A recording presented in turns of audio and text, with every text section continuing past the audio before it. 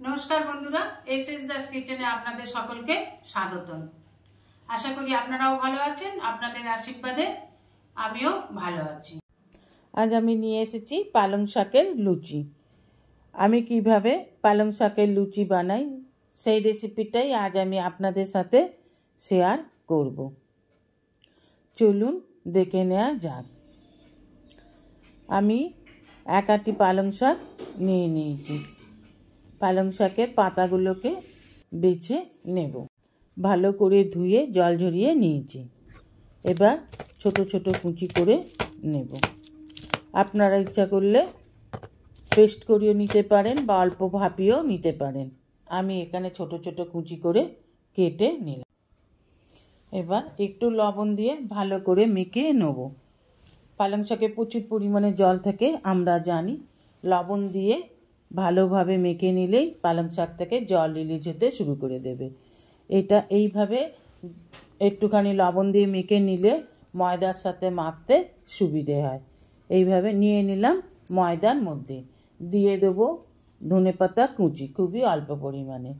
এবার দিয়ে দেবো 1 টিস্পুন লাল লঙ্কা গুঁড়ো, নিয়ে নেব 1 টিস্পুন কালো জিরে, দিয়ে দেবো 1 টিস্পুন ধনে গুঁড়ো আর দিয়ে দেবো 1 টিস্পুন জিরে গুঁড়ো, দিয়ে দেবো 1 টিস্পুন জোয়ান হাতে করে একটু ডলে নিয়ে দিয়ে দেবো। দিয়ে দেবো 1 টিস্পুনের মতন সাদা তেল। এবার সব উপকরণগুলোকে খুব ভালোভাবে মিশিয়ে মেখে নেব।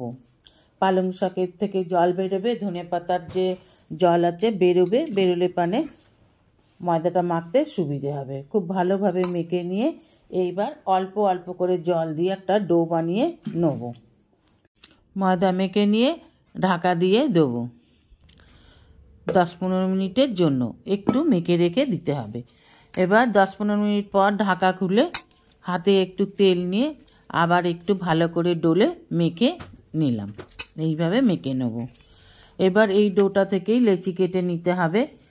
আমি লুচি করব তাই লুচির মতন লেচি কেটে নিলাম। লুচির থেকে একটু বড় লেচি কেটে নিলাম।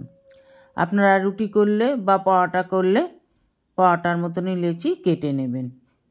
এইভাবে আমি লেচিগুলো সব কেটে নেব।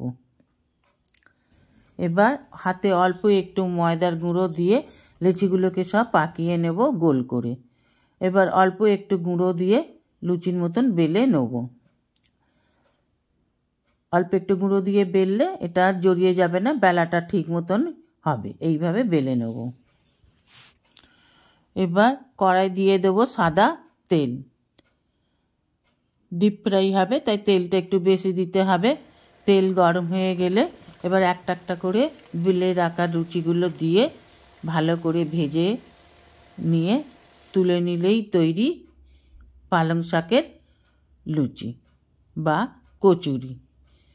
এইভাবে মেখে নিয়ে করবেন। প্রত্যেকটা লুচি ফুলবে, খেতেও খুব নরম হবে। এইভাবে করে খেয়ে দেখবেন, আশা করি আপনাদেরও ভালো লাগবে। এবার গরম গরম পরিবেশন করুন আলু ফুলকপির তরকারি, আলুর দম, চিকেন কষা, যেটা আপনাদের ইচ্ছা।